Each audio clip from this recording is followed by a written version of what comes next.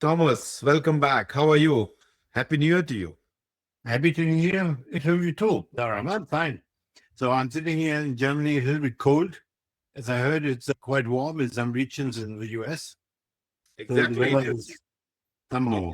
Yeah, it's not too cold nowadays. I'm doing some walk in the evening in my shirts and Oh, t-shirts. nice. It's I, good. I would be freezing with the t-shirt now. I have So, two pullovers. thank you again. And your contribution is invaluable. You have been doing great job. You coming prepared with topic after we going through topic after topic, and you contributing, helping us to create this knowledge pool. And hopefully this knowledge is going to be used by lots of people and they benefit from this. Yeah. Actually, I had a professor when I was in university some 40 years ago. Yeah. And he drew out a sheet of paper and he was prepared actually for everything to Yes. stand in.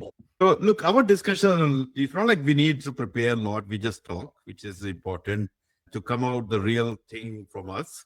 It's not scripted reading, then it's not real us, it's preparedness. But here we are, the topic is there, the questions are there, and I will ask you question, you will answer them, and we have discussion around that. It's not scripted, but you provide some questions and then we start talking. And that's how we do it. Thank you, Thomas, and you have been great in this. And Thomas is one of the pioneer in project program management and have done so much work with IBM and many other companies. And you have done contribution to PMI chapter, Frankfurt chapter, and German chapter. Yeah, I'm really thankful, Dharam, that you organize and you are really a stable guardrail here to make me share some ideas I had and some experiences. And it's quite fun to do that with you. So, look, Thomas, today's topic is interesting. We are looking at the state of project management in today's time. We are in 2026. It's kind of comparison what we used to do when I was project manager, program manager, you are project manager, program manager in IBM days. What's it nowadays? What has changed? So let me ask my first question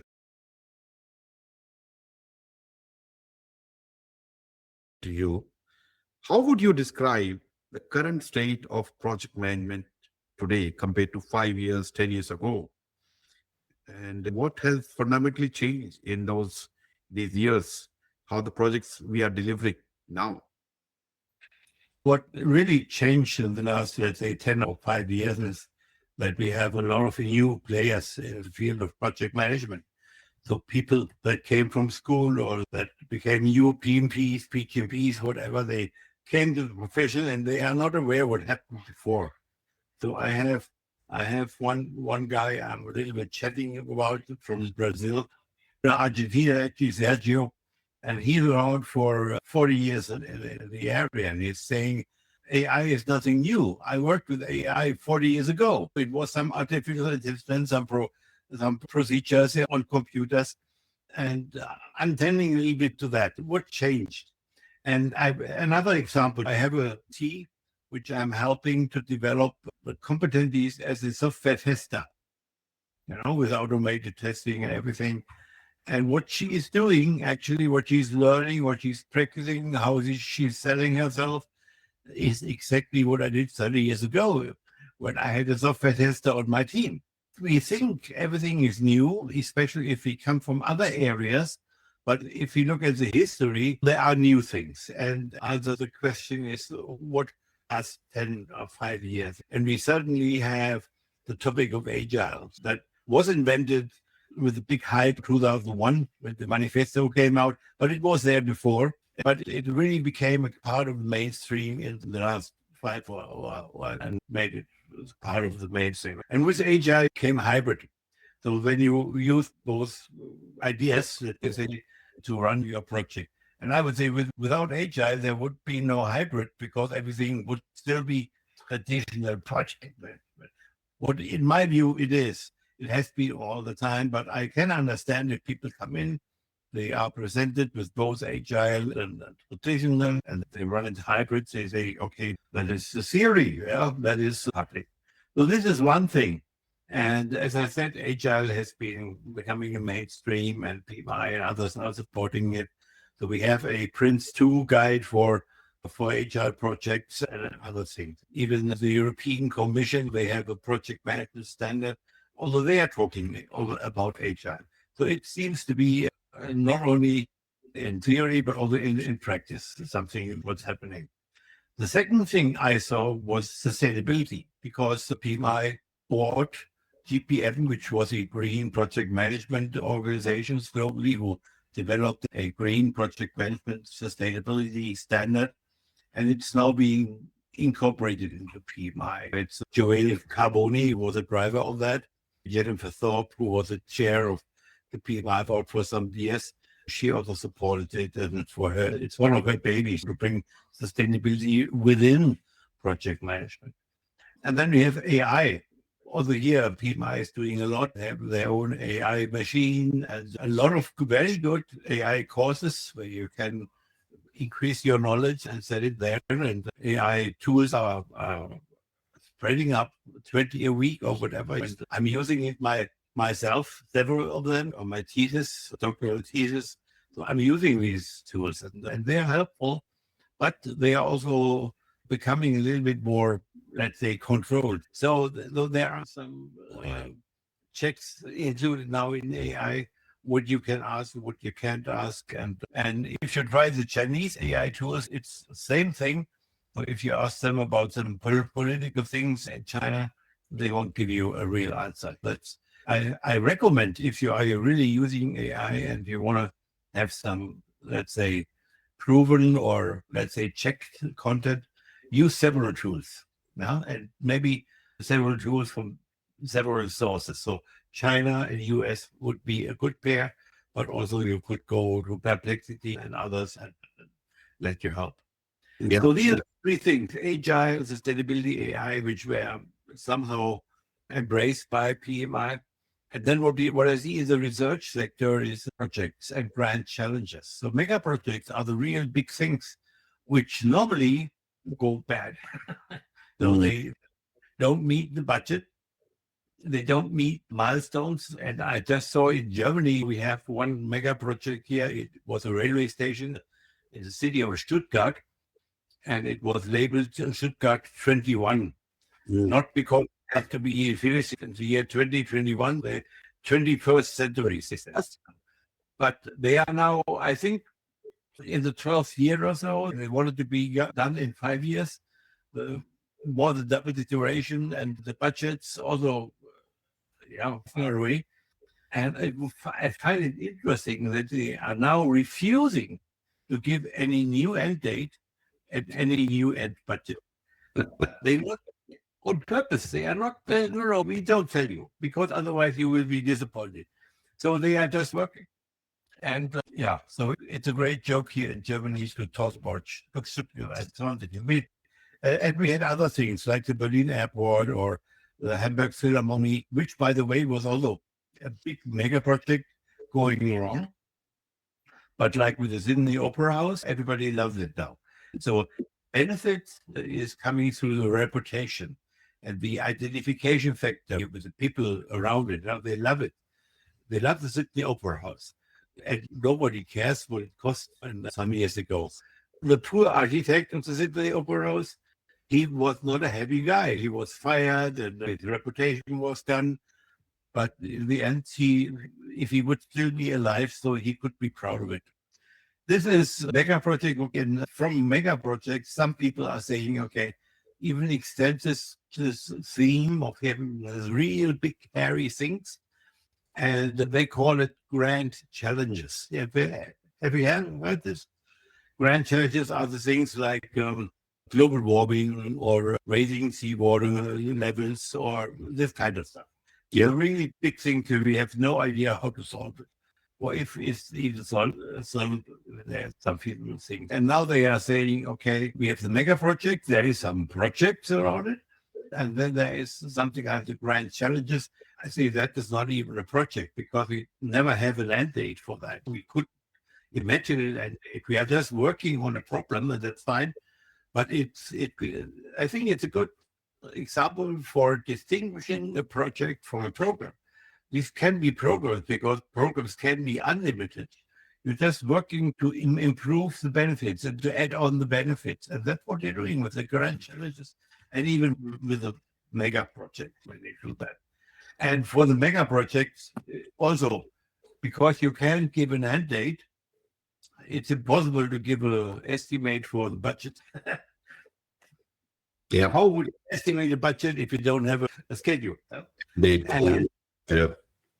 and if you don't have a budget, which is believable, which is viable, then you cannot have the ROI or the idea of having an investment and everything, something. You just know that you have to work on it. You have to put some money into it. You could call it investment, but normally you expect a return with the investments. And the return might be that not so many people die, whatever. So, yeah, I think this has changed in the last 5 years. So the profession has somehow brought up the topic. And if I would be a project manager now, I would look at these things, that I have an idea what is coming up and what it is. I have one thing I forgot is what's also becoming more prominent is the term value. Everybody's now saying, okay, it's not enough that a project produces a product, deliverable, and output. You want to have a value related for that. Exactly. The problem with that is that a value is in the eye of the beholder. What is of value to me might not be of value to you. It's the same thing.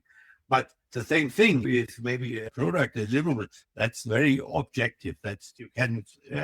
You created this house or this bridge or whatever, and you can see it. If it is of value, it's another judgment. And this judgment is made by every stakeholder group. And but that's where we are going now, to extend the idea of success of projects. That was good. Thank you for explanation. And given that some experience we have in project program portfolio management in the past, and we're seeing it now, and you correctly highlighted, the things have moved, not just predictive or waterfall. We are moving or doing more and more agile project. We'd like to see the value now, like the product clients not going to wait for the end result, waiting 6 months or 1 year. They want to be part of the daily project being developed, built, especially in IT projects. They're part of this. Agile is giving opportunity to the product owner so they can work together with the project team or Scrum team, and they collectively build the system. Unlike in predictive way, you give the requirement, and yes, we keep you informed, and we will let you know when the product is ready and ready for testing, which is actually a very big change, fundamental change, and waiting for that. And now it's how do you see part of that? So the success is evolving. It's no longer what you can 100% lead. Also, if you look at the big mega projects, which are programs actually, or the big programs, and the components are projects, and the project still can be delivered in a waterfall way, especially in infrastructure or in space travel and so on.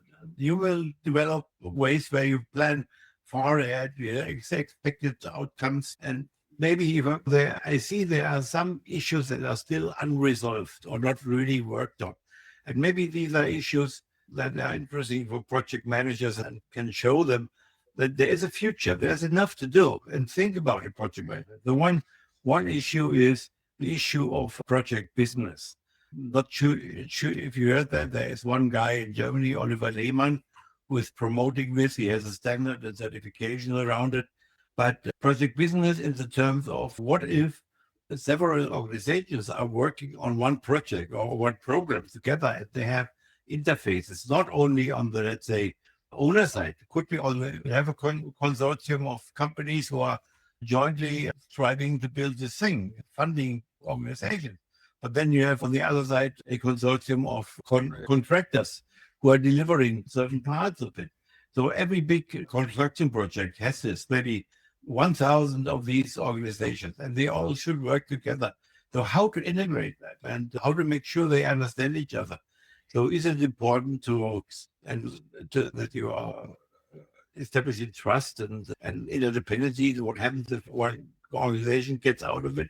So this is an area of, let's say, project business that is not yet really helped a lot by the PMO guide or other standards, but it's something that is the daily life of infrastructure project managers, for instance. We talked about Ben Breen, who is in PMI. He is the leader of the construction certification and the construction business.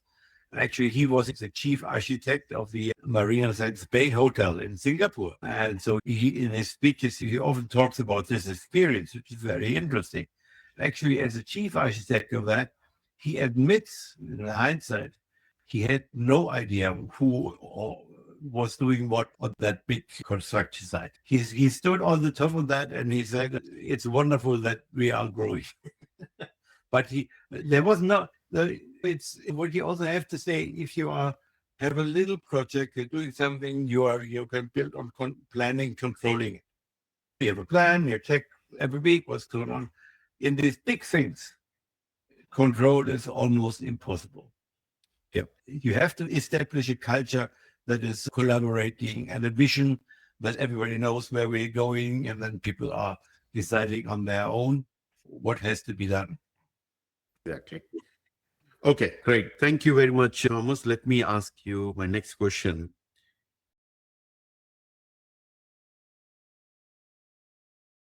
With the rise of agile, hybrid, product-centric models, do you think traditional project management is evolving or being replaced? What should professionals adopt to stay relevant? I think it's evolving. It's not a revolution. What people call traditional project management, I would call it the mainstream. They've been there 60 years or so, even longer. And I would not call it traditional, but mainstream. It's still there, but it shifts there. Things are added to hybrid. And I also think Agile is not disruptive for project management. So Agile is now a little bit damped down because, everybody has to be Agile anyhow. Because the VUCA world and changes are coming more frequently, you have to be adaptive to changing environments. But it's not really disruptive for project management because still the balance has to be there. What can be planned and what cannot be planned and how to move forward. What you have to do is you have to observe the context of your project and then see if that context changes. So how do you really respond to that? Or are you ignoring it? Maybe we have the stories of the company called Kodak. They invented digital imagery, but they decided to ignore it. And so they went out of business after some years. It was the same with Nokia. They invented the smartphones very well, but they decided to ignore the importance of software and ecosystem. They didn't do that. So they went bankrupt on that point. It's really important that you observe the context and you identify the things, the small signs of changes that come up. As I said, we have these big things like Agile, AI, sustainability, but we all have the small things like project business. It's there and people are struggling every day, but rarely somebody in research is taking up this topic and is trying to do something about it to make the life of these project managers living this chaos every day more better. So what is positive for me is, did you hear about the PMI more concept? Yeah. So and I think that's very promising because there are some things in there that are really going away from the control aspect of it. So more, if you didn't hear it, there's a paper on the PMI webpage you can download. So the M stands for manage perceptions. Man perception, yeah. And this means influence people to see it through your eyes, what you wanted, how you want it to be seen. Yeah? Yeah. Or you can also say it's own the narrative about something. Yeah. The O in more is about own the success. So this is what I would say, make it happen. It's not executing a plan or a business case. No, you look at the whole thing and the context changes, embed everything in your project view. Maybe I'm not promoting scope creep here, but I'm saying you have to understand what's important and you have to be ownership, have the ownership of the whole thing, make it happen. The R stands for reassess project parameters. So you have scope, you have deliverables, you have budget and schedules and all these parameters, and make sure that you reassess them. It's not fixed. It has to change as the context changes. And it's a very normal thing. And the E, the last part of that more acronym is expand your own perspective. So expand how you're looking at things. And I really like those 4 imperatives. And I really, the project managers look at them and say, okay, we have all these planning and estimation and budgeting and everything. If you want to really prepare for the future project management, you could look at these more ideas, because that's where the travel is going to. Look, a lot has changed, as we have been talking earlier as well, 5 to 10 years, and many things have changed. We have Agile and hybrid and all those things. And now PMI is also working hard on promoting Agile and AI-based project management. The 8th edition came out for PMBOK, which is a combination of AI and artificial, Agile and predictive and all kinds of things, that's true that PMI is evolving and project management is evolving. So as a project manager in current age, you need to, of course, upskill yourself, become a PMP if you're not a PMP so far, and learn from the PMI, like PMBOK 8th edition, or program management, portfolio management, learn from the best practices, that will help you to stay relevant in the current environment. Yeah. Sure. Yeah. What's also important to reflect on what you said, learn from others is, and it's a part of the business acumen paper that PMI brought out. What role does business acumen play in having a project success or value creation? And one thing is that you as a project manager should seek to expose yourself to different environments, different project types, different business areas, because only then you can, the last part of the board thing, expand your perspective.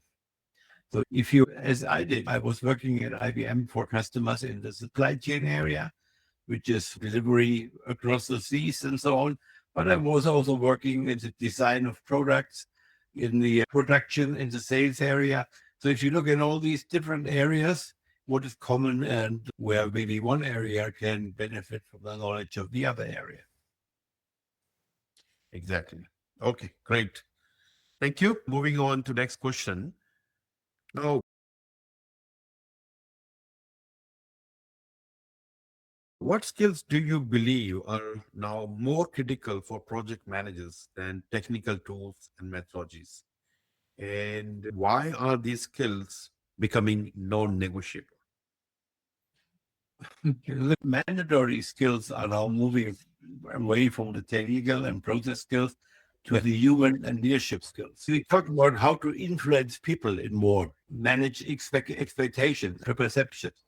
And that's because the whole thing, the whole project and the whole environment becomes more complex, more uncertain, more political. And political means humans are playing power games and they have interests and maybe they don't disclose them always. I know of a lot of project managers who always refused to think about being political. It's now mandatory. You have to be that. Otherwise, you are lost in this power struggle. And remember, as a project manager, still, you don't have this formal authority like a CEO has or a department lead or whatever. They have money and they can order something. But it's also a danger because if you do that, you might look like a dictator because it's easy for you to order something. But as a project manager, you have to be political to understand, to navigate the interests and the power structures and to build alliances and so on. So that's one thing, the political thing in human leadership. And the other thing is, like I said it before, it's own the narrative of your project. Make sure that everybody understands why you are doing stuff. Yeah, that's the narrative and the vision, and the people believe it and they understand it.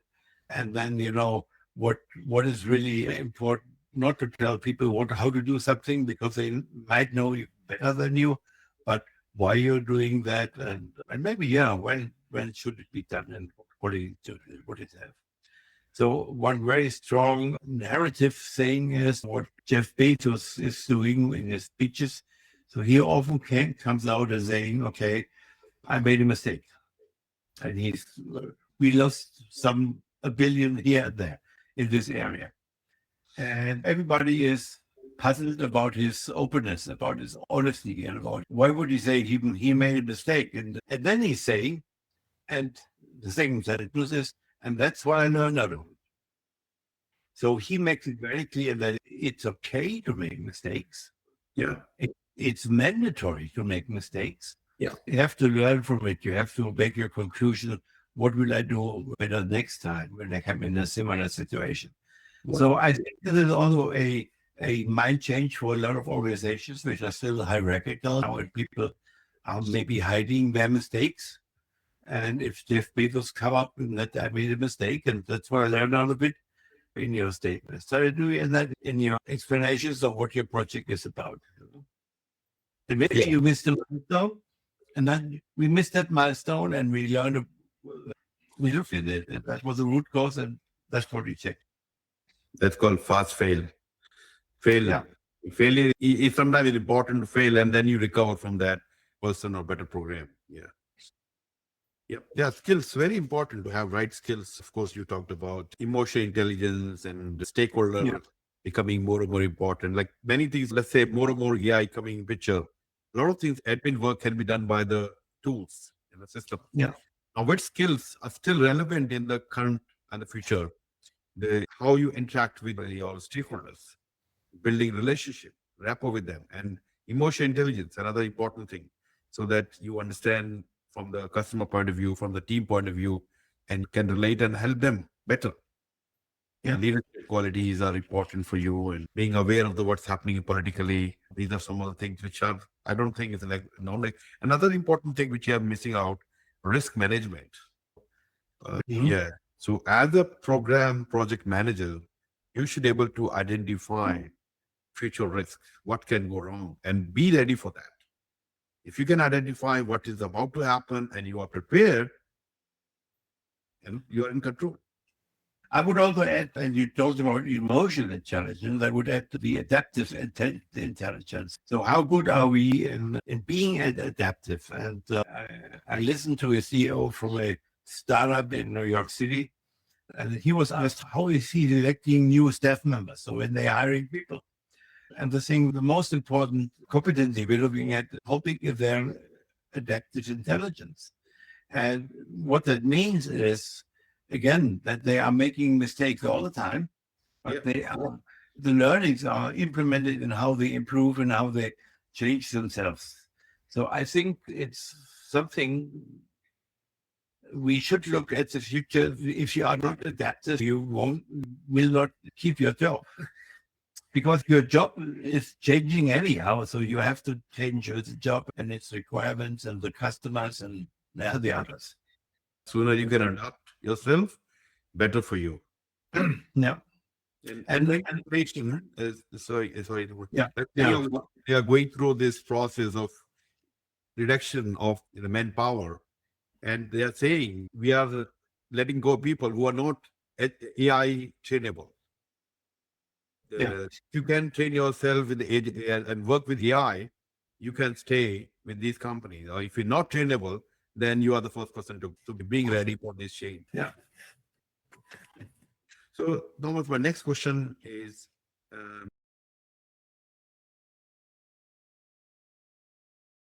many organizations still struggle with strategy execution. In your view, where is the project management succeeding and where is falling short in translating strategy into results? I read an article that was by Antonio Nieto Rodriguez, good friend of mine, and he published it on David Pell's website. And it's exactly talking about that. He said, how do we close the gap between strategy definition and strategy execution? And his hypothesis is it's up to project managers. I somehow disagree with that view, because I think still project managers, the bulk of project managers is still on the technical side. They are asked to do a specific part of the system, and it's target driven, or you should meet the budget and the schedule and everything. And every project manager would say you are not a good project manager if you just, let's say, flow around and you are not reliable in the context of my overall value-driven program. I think in every army, you have a strategy and tactics. And some of these Chinese guys said tactics is what, and strategy is what is behind it. You don't see it. Yeah. And to be honest, especially in the area of contracting project managers and companies and so on, strategy might not be so visible to everybody who's working on that program. The focus of projects will still be technical. Who else will do that? Somebody has to do the technical, dirty things, operational things. And even Antonio, he said, operations is getting smaller and smaller to the benefits of projects. But operations is also technical. That's the things that you build a wall or whatever. And it's product focused. And we need these guys. And so project management has, I think, the weight on the technical part. That's not to say that some program managers develop a sense of strategy and they have to develop a strategy for the program, how to do it. But probably that's not something they would publish, like we share with competition or share with other people, because this strategy, once the paper is published, is anyhow obsolete, because von Moltke said each plan is killed once on the first day when it meets the enemy or real life. So look at this. Strategy is something that has to be developed and executed by the same people. And the program manager could be a strategist in that. A CEO certainly is. And but still, what they need is the people who are doing the technical things, build that bridge, build that wall, bring in the food for the army, whatever. So you will see that not only in military, but also in big company. What is the strategy of IBM? They publish something. But what is really the strategy of IBM? Nobody knows, not even the employees know. And actually, this skill of and more awareness of the strategy and how we're delivering is becoming more important, as we talked about. Even in the PMBOK 8th edition, they talk about value delivery. What is value to the organization has to be aligned with the organization strategy. So you, as a project manager, program manager, should have clarity of where the organization heading to. What is the vision of the organization? What is the objective of the organization? What are the goals? And how my project, my program is aligned with this strategy. Yeah, Focus, keeping everybody focused around that. Yeah. Thomas, thank you very much. It was great discussion. And we have a few more questions and we'll talk in the next part 2 of this. An eye-opener for many people that things are changing. And what you can do, people can do to make themselves relevant in the current project management environment. So we'll talk more about this topic and how this can be beneficial for you to adopt in the new situation or new environment. And let me say in the end, project management is changing, the world is changing, you better adapt to that. But still, there is a huge demand for project management in the future. So I don't see that the project management is a dying profession, in the contrary. Exactly. Even if the AI is coming, everything is happening, a lot of work will be automated, but you still, now you need a project manager to manage the AI projects. And more and more AI projects going to be there, and you need to upskill yourself, get your PMP, get your AI related certificates, and get yourself even other certificate, PGMP, PFMP, or whatever can help you to stay relevant in the current environment. That's the message that we have for you. So until next time, Thomas, and all of you guys, keep watching. We have lots of video to watch and a lot of topic. So keep watching, and I will see again Thomas very soon with the continuation of this topic. Thomas, see you. Take care. All the best. I wish you a good part in the new year. Stay healthy. Good luck to everyone. Bye. Bye. Thank you.